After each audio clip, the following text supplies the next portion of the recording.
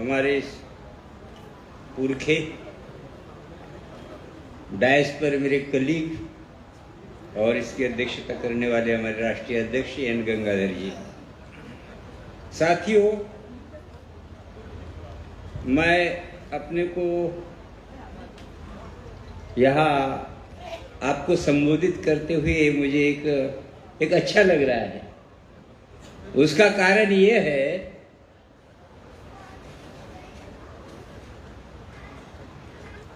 कि मुझे पुराने दिन याद आ रहे हैं, क्योंकि मैं 1988 जब मैं 31 साल का था, तब मैं यहाँ एज ए गैजेटेड ऑफिसर करके नौकरी पर आया था सेंट्रल गवर्नमेंट में, और मैं अभी 65 का हूँ, तो मुझे वो पुराने दिन याद आ रहे हैं।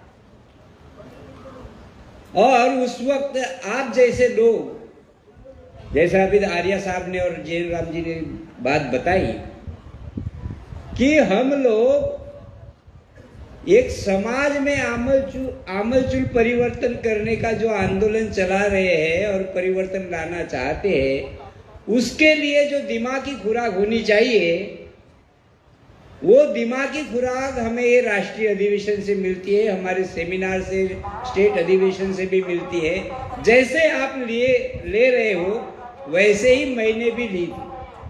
वो दिमागी खुराक वो मेरे भी काम में आ रही है और उस वक्त भी आई।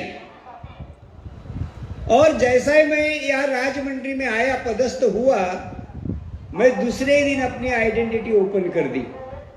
लोग जाति छुपा के नौकरियां करते हैं और हमें कैडर कैंप में भी ये सिखाया जाता है, लेकिन मैंने दूसरे दिन ओपन कर दिया कि मैं शेड्यूल कास्ट आदमी हूं करके, और मिलजुलना शुरू कर दिया।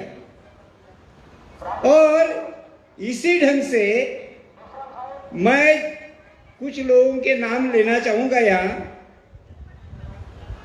कि उस वक्त मुझे जो मदद करने वाले, जो अभी स्मृति शेष हुए हैं, मान्यवर स्मृति से धर्माराजू, भैरव स्वामी जी, कडियालू सोमराजू, तात्याबाई, राजकुमार, प्रसाद राव और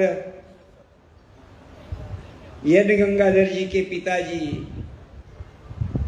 पल्ला राव जी, इन लोगों ने हमें बहुत सहायता की।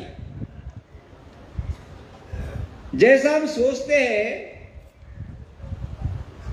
कि खापर्डे साहब ने मुझे एक बात कही थी, यहाँ वो आते थे कि डॉक्टर बोले, एक बात ऐसी है कि जब भी हमारी ट्रांसफर होती है तो हमारे लोग एजिटेट करते हैं, वो ट्रांसफर रुकवाने का काम करते हैं, या सॉरी ट्रांसफर मेरी कहीं हो जाए, दूसरी जगह हो जाए, इसके लिए प्रयास करते हैं। लेकिन बोले हमें बामसेट के लोगों ने ट्रांसफर को एक अपॉर्चुनिटी करके सोचना चाहिए, और जहां कहीं भी पदस्थ कर दे, कोई भी एरिया में कर दे, वह अपना संगठन की बढ़ोतरी करते रहे। तो वो बात में ध्यान में रखते हुए मैंने भी यह कार्य शुरू कर दिया, और वो कार्य करते वक्त कार्य तो किया, 8 साल यहाँ काम किया। और जो बीज बोने की बात है, बामसेट भी कहती है कि उपजाऊ जमीन नहीं है तो उसको उपजाऊ बनाना चाहिए, उसमें बीज बोना चाहिए। बीज बोना तो ठीक है, बीज बो के आप चल दिए, लेकिन अगर उसको सिंचित नहीं किया जा सकता और उसको खाद पानी नहीं डाला जा सकता, तो वहां से ना आपको फसल ले सकते। मेरे पास एक एग्जाम्पल है, मैं छत्तीसगढ़ में भी 8 साल रहा हूँ, यहाँ आंध्र प्रदेश में भी 8 साल रहा हूँ, लेकिन 8 साल में जो काम किया, जो बीज बो दिया गया,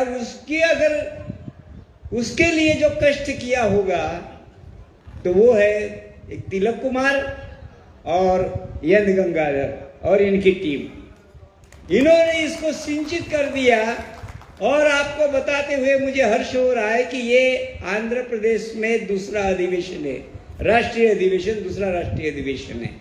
पहले जो अनडिवाइडेड आंध्र प्रदेश था, तो सिकंदराबाद में 2003 में हमने अधिवेशन लिया था, और उसके बाद ये दूसरा अधिवेशन है। तो हम देखते हैं कि हम जब भी कहीं जीना चाहते हैं, बाबा साहब का भी कोट है कि तुमने कितनी लंबी जिंदगी जिए है इसको महत्व नहीं है, कितने चले हो उसको महत्व नहीं है, तुम कैसे जिए हो उसको महत्व है। तो हम अपने जीवन में मैं कैसा जीऊं इसका हम वो एक सोचते हैं और मैं कैसा जीना चाहिए इसका हम निश्चय करते हैं। तो हम जीते वक्त अगर हमने ये सोचा है कि मुझे संगठन के साथ और विचारधारा के साथ अगर जीना है, स्वाभिमान से जीना है, अगर हमने वो डिसाइड किया है तभी हम कुछ सफल हो सकते हैं। जैसा कि मैंने जब गंगाधर जी से यहाँ कांटेक्ट किया था और मैंने उनकी एक खासियत दिखी, वो खासियत ये थी कि वो गलत को गलत बोल देते थे, चाहे आप कितने भी बड़े क्यों ना हो, और सही को सही कह देते थे। ये एक खासियत थी। और उनको अगर एक बात अगर वो समझ में आई तो वो पक्का उनके ऊपर इम्प्लीमेंटेशन करते थे। और जब मैं इनसे मुलाकात किया तो इनकी सोच और इनका इंक्लिनेशन ये था कि मुझे फूले आंबेडकर की विचारधारा के ऊपर या बाबा साहब के विचारों के आधार के ऊपर मुझे समाज में काम करना है। ये मैंने इसके जहन की बात मैंने पहचान ली थी।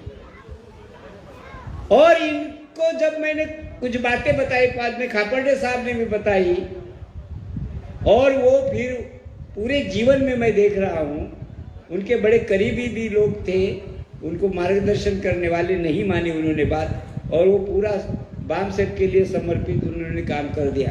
और मैं एक बात बताना चाहूँगा आपको, मेरे ख्याल से 92 और 93 की बात होगी कि आप कांशीराम साहब आए थे, उनका पूरा प्रोग्राम गंगाधर साहब ने ऑर्गेनाइज किया था टोटल, और वो सक्सेसफुली ऑर्गेनाइज किया था। लेकिन उनको बीएसपी में लेने के लिए भी बड़े लोग थे, या एम्प्लॉयज होने से तो बीएसपी में काम नहीं कर सकते थे, लेकिन वो उनके साथ भी नहीं रहे, एज ए सिंपैथाइजर भी नहीं रहे। सिंपैथाइजर हो सकते हैं लेकिन एक्टिवली नहीं काम किए उन्होंने। तो ये उनको जब कोई क्लैरिटी मिली तब वो इनमें पूरे समर्पण के साथ वो काम करने लगे।